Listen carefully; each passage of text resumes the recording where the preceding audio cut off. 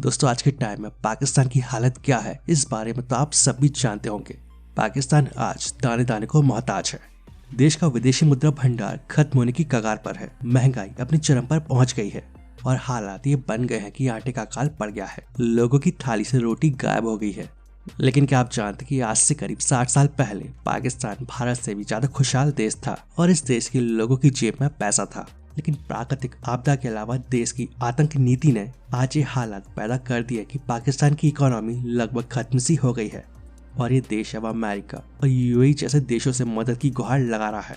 पाकिस्तान में हर बीतते दिन के साथ हालात बद से बदतर होते जा रहे हैं और यहाँ की सरकार भी ये मान चुकी है कि देश की आर्थिक स्थिति खराब हो चुकी है। और ताजा हालातों की बात करें तो यहाँ गेहूं की किल्लत के चलते आटे के दाम 150 रुपए किलो से ज्यादा पहुँच गए हैं। चिकन 650 रुपए पर केजी और दूध 150 रुपए किलो बिक रहा है। और विदेशी मुद्रा भंडार खत्म होने की कगार पर पहुंच जाने के चलते यहाँ की सरकार जरूरी सामान को आयात करने में भी सक्षम नहीं रही है और इसके चलते पेट्रोल और डीजल से लेकर रोजमर्रा के सामान की कमी से लोग जूझ रहे हैं।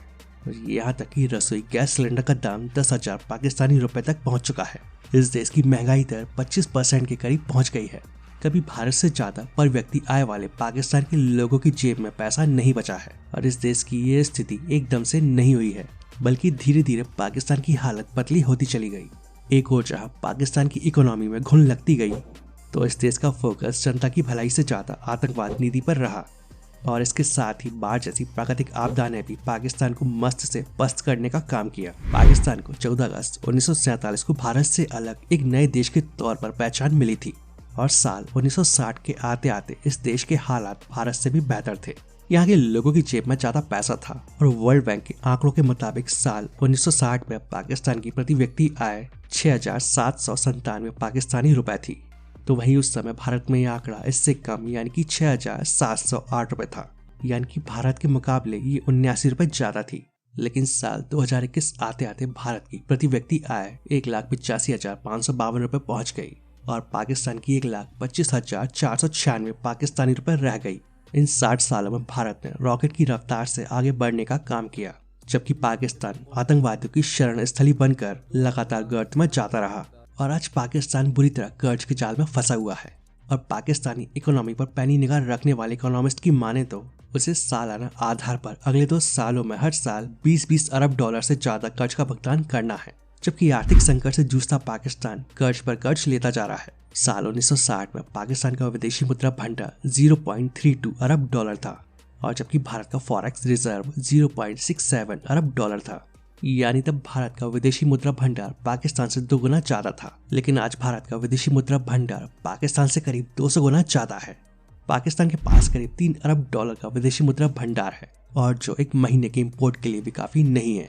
वहीं दूसरी ओर भारत का फॉरेक्स रिजर्व 576.761 अरब डॉलर पहुंच चुका है और आज पाकिस्तान में $1 की कीमत 272 रुपए से भी ज्यादा हो चुकी है।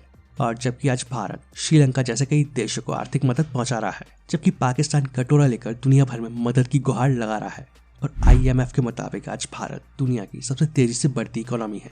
एक और जहां पाकिस्तान दुनिया भर में आतंकी सरजमी के तौर पर मशहूर होता चला गया, तो वहीं दूसरी ओर देश की शिक्षित आबादी का आंकड़ा भी कम होता चला गया।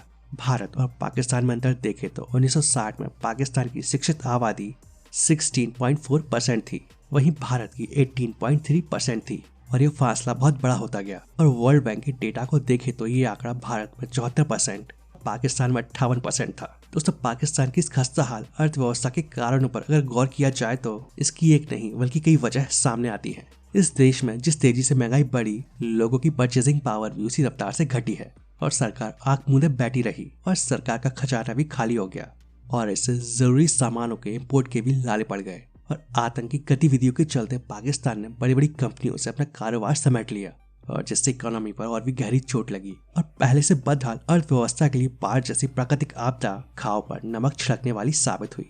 पिछले साल जून में आई विकराल बाढ़ के चलते देश को तकरीबन 30 अरब डॉलर का नुकसान हुआ और इस बीच देश को सही ट्रैक पर लाने के बजाय सियासी गलियारों में एक अलग ही घमासान चल रहा था। आज इकोनॉमी ध्वस्त होने के बाद पाकिस्तान दूसरे देशों को आस भरी निगाहों से देख रहा है और इसमें अमेरिका भी शामिल है। लेकिन दुनिया जानती है कि आतंकियों का अड्डा कहे जाने वाले पाकिस्तान नहीं, अमेरिका के मोस्ट वांटेड और वर्ल्ड ट्रेड सेंटर पर अटैक के सरगना अलकायदा प्रमुख ओसामा बिन लादेन को शरण दी थी और जिसे अमेरिका की सेना ने 2011 में पाकिस्तान के एबटाबाद में मार गिराया था। वैसे आपको ये बात जानकर हैरानी होगी कि पाकिस्तान की इकोनॉमी भारत के महाराष्ट्र से भी कम है।